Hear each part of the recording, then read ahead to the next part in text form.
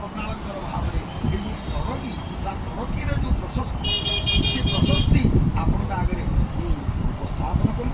ଏବଂ ଗୋଟିଏ କଥା ଏଠି ମୁଁ ଆପଣମାନଙ୍କୁ ଅଧିକାଂଶ କହିବାକୁ ଚାହୁଁଛି ଯେ ଆପଣମାନଙ୍କୁ ଟିକେ ସୂଚନା ଦେଇଥିଲେ ପଞ୍ଚମାସ ସେତେବେଳେ ଯେ ଯେତେବେଳେ ଭଗବାନଙ୍କର ଏ ଲୀଳା ଚାଲିଛି ରଥ ଯାତ୍ରାର ଏଇ ଯେଉଁ ଲୀଳା ଏ ଲୀଳା ଭିତରେ ଆପଣ ଲକ୍ଷ୍ୟ କରିବେ ଯେ ଭଗବାନଙ୍କର ମଧ୍ୟ ହେଉଛି ଗୋଟେ କ'ଣ ନା ଗୁଣ୍ଡିଚା ବେଶ ବୋଲି ତାକୁ କୁହାଯାଉଛି।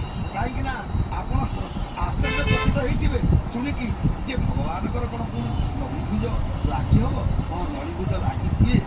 ଭଗବାନ ଏଇ ଯେଉଁ ଯାତ୍ରା କରନ୍ତି ସେଇ ଯାତ୍ରାରେ ଭଗବାନଙ୍କର ସେ ବେଶକୁ କ'ଣ କହନ୍ତି ନା ଗୁଣ୍ଡିଚା ବେଶ ବୋଲି କହନ୍ତି।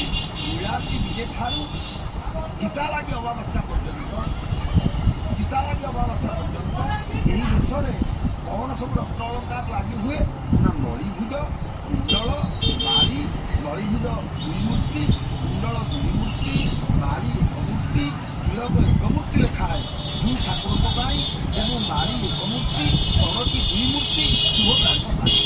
ଏବଂ ଏଇଟାକୁ ଗୁଣ୍ଡିଚା ବେଶ ବୋଲି ମଧ୍ୟ ଅଭିହିତ କରିଛନ୍ତି। ଆଉ ସେଇ ବେଶରେ ମଧ୍ୟ ଆମେ ତାଙ୍କୁ ଦର୍ଶନ କରୁଛୁ। ଆଉ ଏ ଯେଉଁ ବେଶର କଥା କ'ଣ ଆଉ କହିବା? ସେ ତ ଭଗବାନଙ୍କର ବିବିଧ ବେଶ, ରଘୁନାଥ ବେଶ, ଚନ୍ଦନ ବେଶ, ହାତୀ ବେଶ ବା ଗଣେଶ ଗଜାନନ ବେଶ, ସୁନା ବେଶ, ବନଭୋଜି ବେଶ, କାଳିୟ ଦଳନ ବେଶ, କଳମ୍ବା ସୁରବଦ୍ଧ ବେଶ, ବାମନ ବେଶ, କଳି ବାମନ ବେଶ ବୋଲି ମଧ୍ୟ କେହି କହନ୍ତି, ରାଧା ଦାମୋଦର ବେଶ, ଖିଆଖିଆ ବେଶ, ବାଙ୍କଚୂଡ଼, ଆରତିଆ